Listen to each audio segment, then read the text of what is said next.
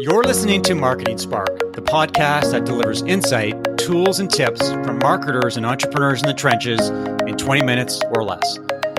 It's one thing for companies to embrace virtual events, but what about the people who need to make presentations? What's it like to talk into a camera versus being on stage and being able to engage with an audience and see how people are responding? In this episode, I'm talking with Andrew Churchill, a pitch and presentation coach. Andrew helps people focus on better content and visual development, as well as voice, body language, and other engagement strategies. Depending on how you look at it, Andrew is facing a big business opportunity or a big business challenge. And that's what we're going to get into today. Welcome to Marketing Spark, Andrew. Thank you. It's great to be here. Let's talk about what you do and, more importantly, how your business has been impacted by COVID and the lack of in-person events. Yeah, so it's interesting with COVID. I apologize sometimes for saying this because I know it hasn't been true for everyone, but my business has actually exploded. I think the key to the explosion is that people are no longer. We've removed the emotional barrier to asking for help. So it used to be that people presented in person. Everybody thinks they're a good presenter. People don't really think they need help. It's kind of cool to be good at this. We all have that secret like, oh yeah, I could do a TED Talk. And what's happened when we've moved online and now we're working with video cameras is everybody says, oh my God, I have no idea what's going on. Help. So it's opened up a whole new group of people. It's given people permission to ask for help. So what you're saying is that people who may have been comfortable speaking in person are uncomfortable speaking virtually, but they still want to present, but they want to do it in the right way. They want to do it in ways that are engaging, and they're coming to you for help, it's really interesting to hear that point of view, that you are busy. You, a person who focuses on helping people make presentations, mostly in public, are busy during COVID. I find that fascinating. Yeah, it's been good news for me. A lot of my work is done through the university at McGill. So some of it, and the presentation world is still going on there, interestingly enough. A lot of the presentation work I do there has actually increased because it's the one event that can keep going, right? So it's a way to actually, so doing virtual conferences and virtual events, virtual talks with each other is one of the places we can still create community because we can't travel. So I think the demand actually for online interaction, the demand for interaction has gone up because we're not interacting with each other, walking down the street, sitting in our offices, so we're all thirsty for interaction. And it's just a matter of trying to figure out ways to meet that need. I want to get into how people can engage their audiences virtually and drive interaction. But before we get into that, I'm really curious about your thoughts on virtual events. This has been a topic that I have been focused on, maybe you could say obsessed with recently, because most virtual events that I register for and actually attend are pretty awful. It feels like a webinar. It feels like someone is broadcasting to me versus creating an environment where it's interactive. I feel engaged. I feel like there's a sense of, maybe there's spontaneity, maybe there's serendipity, the opportunity to learn and meet new people. I'm not getting that at all. And I'm just curious about what your view is on virtual events, given you've got a completely different perspective. So I have a new paradigm that actually I haven't shared with anyone yet. So this will be good. I'll be interested to see how you react to this and see if it starts to resonate with you, Mark. And the paradigm is this: when we go to a conference, there are two things going on. One is the dissemination of information. So if we go to a conference and we sit in a presentation for 10 minutes, 15 minutes, half an hour, however long the person was allowed to talk, that's a dissemination moment. But there's another piece of conferences, and just before we leave the dissemination moment, that actually works really well online. The online space is actually really good for disseminating information. The other piece, though, is the communal piece. And that doesn't happen when we're sitting listening to someone. That happens when we're getting a cup of coffee between talks, or that happens when we introduce ourselves to the person next to us before our talk starts. And that space has been completely eliminated in the virtual conference world. And I don't think people have figured out how to replicate it. And I frankly am not even sure it's possible. That's an interesting perspective, because to me, that's the conference goal. Like when I go to conferences, to be honest with you, I could easily be on stage. And I don't mean that in a boastful way. It just means that the information that I'm getting from most speakers, I already know. I'm really not there for the content, although some of it can be interesting. What I'm there for is the people. I'm there for the opportunity to bump into someone unexpectedly, or to meet completely new people and open up completely new opportunities.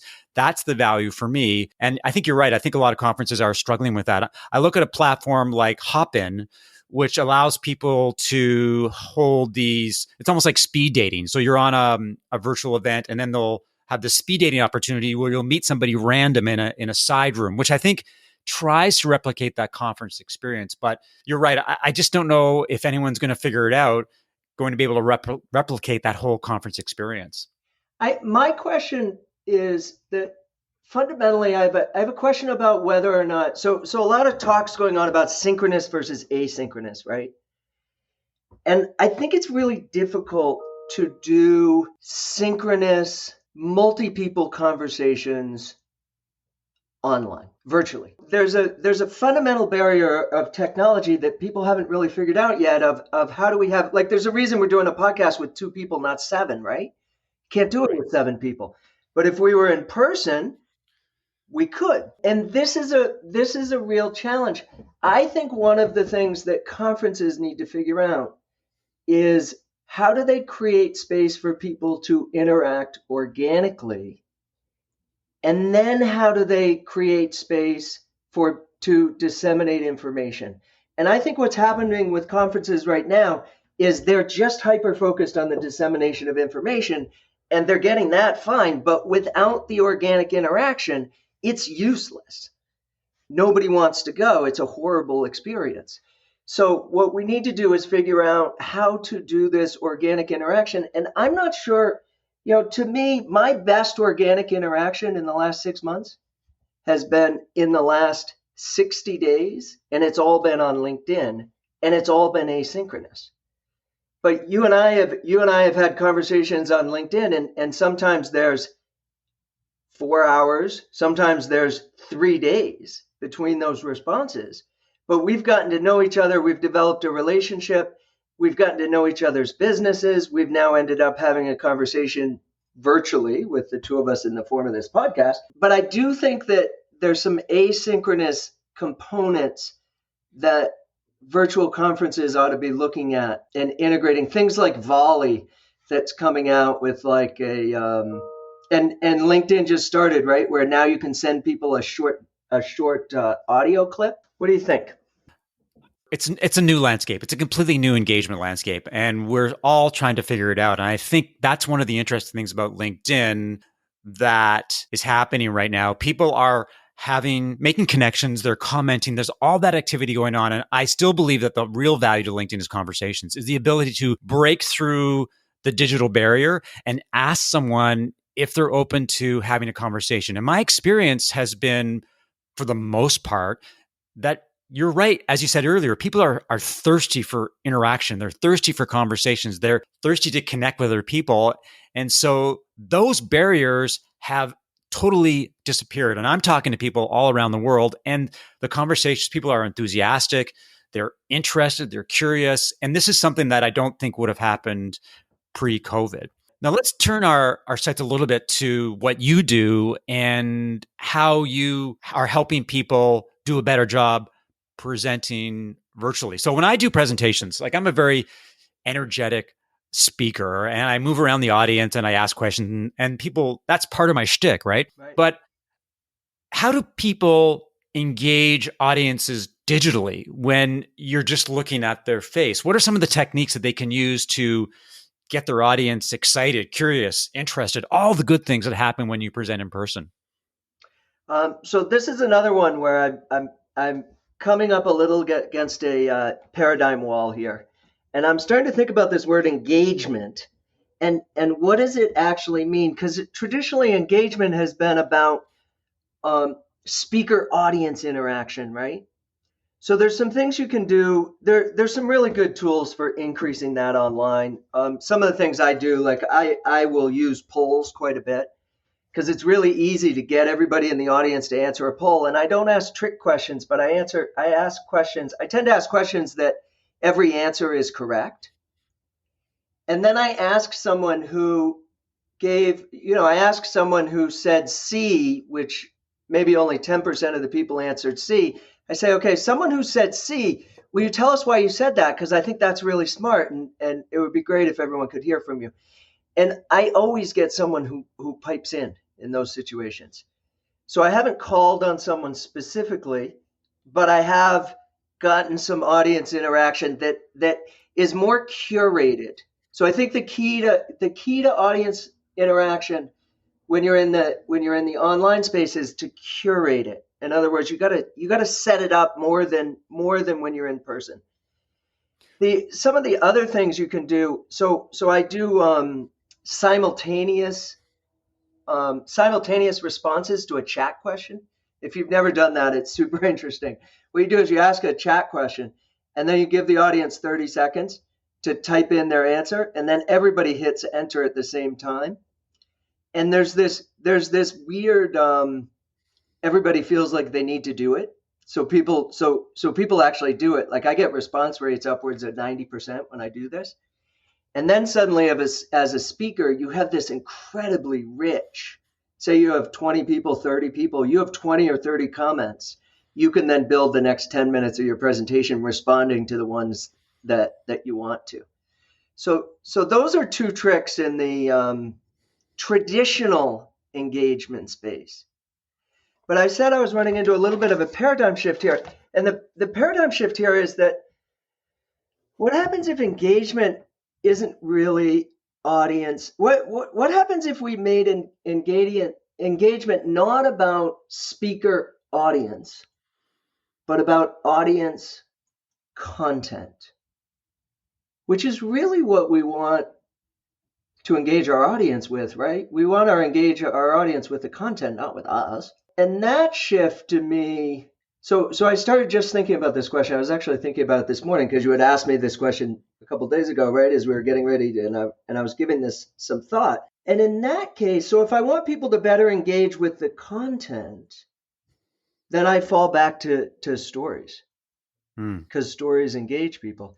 And I fall back to really powerful visuals. Like you show someone a really powerful visual that triggers an emotional response. And that engages the person. But those are two different ways to think about engagement, I think. Okay, I've got a bunch of follow-up questions. One would be, of course, okay, from a technical perspective, like you mentioned earlier that you would give people options A, B, or C, and the person who you would ask someone who answered C to respond. So does that mean that there's an open mic? They have the ability to pipe up when they want verbally, or do you have to open up a different channel when you want that to happen? Most of my work I do with open mics, or I do with a I can give them permission. So somebody can raise their hand and then I can unmute their mic. The other question that I had when you talked about the 30-second go and do your own thing technique, how do you feel about silence? And the reason I ask is that when I've done workshops, what I do is I'll give people an exercise and I'll say, okay, spend the next 5 minutes working on this exercise, and then you'll present, and then we'll have a group discussion. And people love that. They love the ability to do their own work or work with a small group and then present and learn from other techniques and get other approaches and get that feedback from other people in the room. Now, does it make sense to do that online? So let's say that we're doing a presentation and we have a little worksheet that we want someone to fill out. Can we say, okay, for the next 5 minutes, do your own thing, and then we'll circle back? Does that work at all? I do it all the time. I do it Really? and so I use Zoom as kind of the go-to because that's what McGill uses. And they have breakout rooms. So I send people with an exercise room with a exercise to do with each other in a breakout room. I think Zoom works really well with groups of 5 and less. So that's kind of my cap on rooms is I put people in rooms of 5 and they work. And when I do individual exercises, I actually put everybody in their own breakout room because it's kind of weird being on Zoom when everybody's quiet. But if you send everybody to their own breakout room, then it's the feedback I've gotten from people is less weird because then they're in a room by themselves working quietly, and it's not like, oh yeah, people can see me now, or people can hear me if I mistakenly put my mic on, or it's kind of this, oh yeah, now I can go work and then I can come back. And there's that moment of coming back because you shut down the breakout room and everybody comes in all together. Right. The other thing that is interesting, I think, working online is working with stuff like Google Docs or OneDrive, where you have a shared document and everybody can be working on the same document at the same time, or different parts of the same document at the same time. And then you can combine the two where you send people to a breakout room, they work in their breakout room on a document that's shared with the other breakout rooms. So you can have a conversation of 4 or 5 people going on about a shared document that 40 people are working on. Yeah, because I mean, if you have a common template and everyone's filling it out, then that would work. But you're suggesting that it would only work in small groups as opposed to having 50 people completing an exercise on Zoom. 50 people can be completing an exercise, but 50 people can't be in the same room talking about it. One more question I wanted to ask you about this whole concept of engagement is that how do you keep people on point when they're at home and it's easy to be multitasking, checking their email, surfing the web, doing work, all the things that they probably shouldn't do because the reason they're at a virtual event is to attend the virtual event. Are there any tools, techniques, anything that you can do to make sure that people don't do that? Or does that come down to the quality of the content? I think it comes down to the quality of the content and the quality of the presenter. And there's one trick you can do. So the quality of there's a little bit of an online shift with the quality of the presenter. The quality of the presenter online is all about voice. There's so little video with most of the presentations, because most of the presentation work, there's a visual support, right? So you're looking at something like PowerPoint. It's different if you're doing a TED Talk where the primary visual is the person. But as soon as the primary person is the visual being shared, not the person, then it's all about voice. And the biggest mistake people make presenting online is they're sitting in their chair at their desk, and it's just a disaster. It's like you'd never be sitting in a chair giving a talk. Why are you sitting in a chair when you're presenting? It's stupid. Right. So what should I do instead? Stand up. I'm standing right now. Our voice is better when we're standing and when we're gesturing. So even though I'm not on camera, I'm still gesturing. I'm walking around. I'm standing up. I like to have I have two different places because I do a lot of presenting because all my teaching is online and all my teaching is presenting or workshops. So I actually have one corner of the room where I have a bureau that's like one of those 6-drawer bureaus. So it's really high. It's chest height. I have a setup there for presenting with a green screen.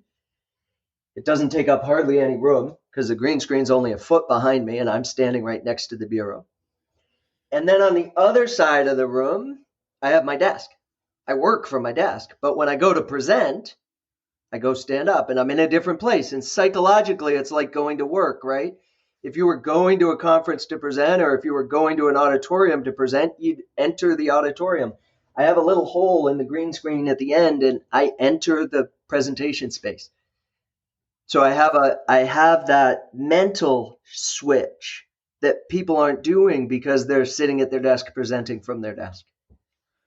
Yeah, I love the idea of gesturing by yourself in a room because it feels like, I don't know, singing at the top of your lungs in the shower, right? Because you feel like you're performing, but no one can see you. So it seems kind of weird, but I guess in time you get used to it. And if you think about the virtual reality space, which is kind of what we're playing in, right? There's the concept of immersion that happens, right? That's what you need to do for your audience. You need to do the immersion piece for your audience so your audience feels like they're there in the room with you, even though it's on screen. And that comes from voice, it comes from gestures, it comes from all the same things that happen. So the people who are good at presenting in person are good at presenting online as long as they as long as they do what they would be doing in person, right? As long as they channel that in-person presenter, even though there's no one there. And it feels a little silly. I'm like gesturing at my wall. Okay. One final question, and this is probably a loaded question, is what are some of the mistakes that speakers make virtually, and how can people prepare themselves properly before they make a virtual presentation? So one is to stand up. Sitting down is a big mistake. There's another inline in-person shift that's a technical one, and that is thinking that our PowerPoint or our visuals that we're sharing are doing the same thing in the two spaces, and they're not. They're very different. So there's some science to suggest we only look at a still image for somewhere between 7 and 15 seconds before we move on. So if you're talking about keeping people on the image you're sharing rather than going to their email, right, which is also on their computer screen, that image needs to evolve every 7 to 10 seconds. There needs to be some sort of visual movement. It doesn't need to be much, but it needs to be a little bit. So we do this exercise. I do this exercise with people called activate your PowerPoint. If you're working in PowerPoint or whatever visual you're working in, and it's just simply making it active. So you animate it so and one idea comes in at a time instead of all the ideas coming in. You use morphing so that if you have 4 or 5 ideas, the idea that you're talking about gets bigger and you talk about it, and then it gets smaller, and then the next one gets bigger. In person, you don't want to do this because in person, if your PowerPoint slides, like our little lizard brain, right? When we're in person and there's movement in our peripheral vision, we want to look at it. So when our PowerPoint's active and we're in person, people aren't looking at the presenter. They're constantly being distracted by the slide. But online, you're not really there. You're really just there vocally. And there's good research that's actually pretty old because it's about online courses. And if you've taken some online courses, you notice that the presenter's there in the beginning, and then the presenter disappears and only comes back every once in a while. And it's because when people did the eye tracking of what people were looking at with online courses, they weren't looking at the presenter after the first minute or so. They were looking at the material being presented. And the same thing, if you look at online courses and the way those visuals are developed, those are very active PowerPoints or whatever else is being delivered, but subtly so, not like crazy, things flying in and flying out. We're not trying to make it obnoxious. We're just trying to take care of the little lizard brain that needs to see movement or needs to not be stuck on stillness. Well, Andrew, this has been great insight. And to be honest with you, I feel like I got a free consulting session on how to be a better virtual speaker. I do a lot of it these days. And you're right. There is a difference between doing it in person and virtually. And I have tried some different approaches, but some of the things you said, particularly around standing up and changing your slides on a regular basis, really resonated. And I think that's great advice for anybody who is doing virtual presentations or is thinking about it. So where can people find out about you and learn more about what you do? And how do you work with people that are looking to improve their presentation skills, both in person and virtually? So the easiest place to find my presence is on LinkedIn. That's kind of where my Owner business profile has become. So work beyond McGill. I have a business that I've started. It's called Hone Communications. So honecommunications.ca is the website, and I have a blog there, but the LinkedIn activity is more active than the web blog. And then I have some YouTube. I have a YouTube channel that's also Home Communications, where some of the things that we've been talking about are on there. And every once in a while I do like a 2-minute tutorial on like activating your PowerPoint, and that's on, and I'll post those on YouTube. Thanks for listening to another episode of Marketing Spark. If you enjoyed the conversation, leave a review and subscribe via iTunes or your favorite podcast app. For show notes of today's conversation and information about Andrew, visit marketingspark.co/blog. Now, if you have questions, feedback, would like to suggest a guest, or want to learn more about how I help B2B companies as a fractional CMO, consultant, and advisor, send an email to mark@marketingspark.co. I'll talk to you next time.